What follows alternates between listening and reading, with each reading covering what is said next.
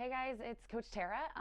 So I want to welcome those of you who are new to the group, and probably a lot of you don't know who I am yet. So I'm going to be answering a lot of your questions on video. And so the first question I'd really like to answer is the question of why am I not losing weight on keto? We're keeping track of the questions that you guys ask here in the group, and I'll be answering them. So make sure if you have questions, ask them, right? Because that's what I'm here for. You can feel free to tag me. It's Tara Garrison. You'll see me active in the group, but tag me if you have a pressing question you really want answered. Tag me and we'll answer these little by little. Okay. So why am I not losing weight on keto? So this is something that I'm going to start by answering on a really basic level, and then we'll get to the more advanced reasons, okay? So some basic things you might want to look at first and foremost is, what is your overall calorie count looking like? Are you eating 4,000 calories a day on keto?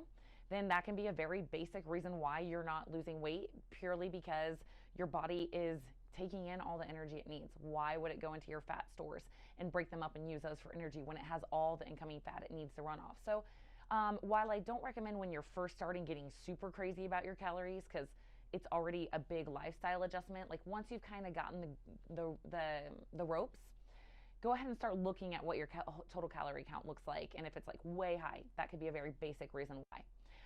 Another reason is possibly you could be eating a lot of inflammatory fats.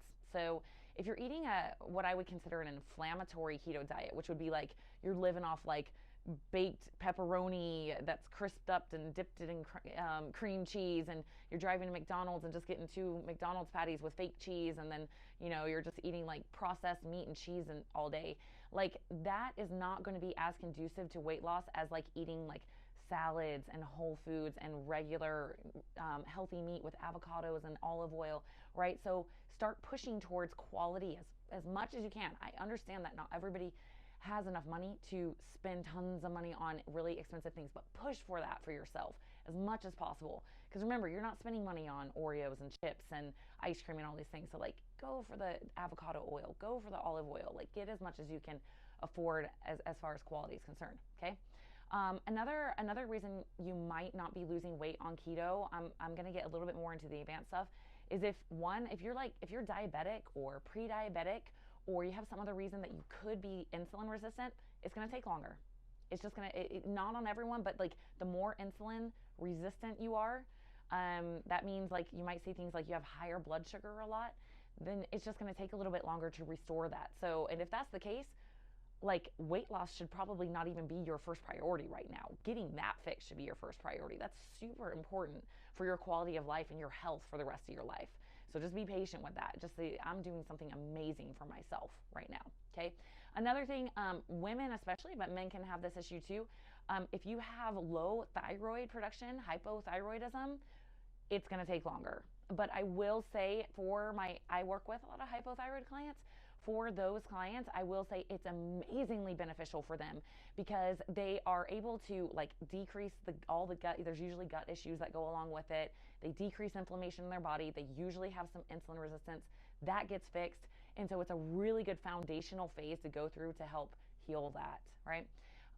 So I'm trying to think if there's any other reasons I can think of off the bat. I would say, like, what do you know if you're in ketosis? Have you actually like gotten a blood ketone meter, which is what I recommend, and like pricked your finger and seen if you are 0.5 or above on your ketone levels? If you're not actually in ketosis and you're just eating a ton of fat, but you're still like eating so many carbs that you're not actually in ketosis, that can really slow things down. So it's important to actually know. So yeah, just make sure you don't have to track everything, but you better track those carbs in the beginning. I recommend that you be at maximum 30 total grams of carbs a day. For some of you, 20 grams total a day. So if 30 isn't cutting it, drop it down to 20. That should do the trick for most people.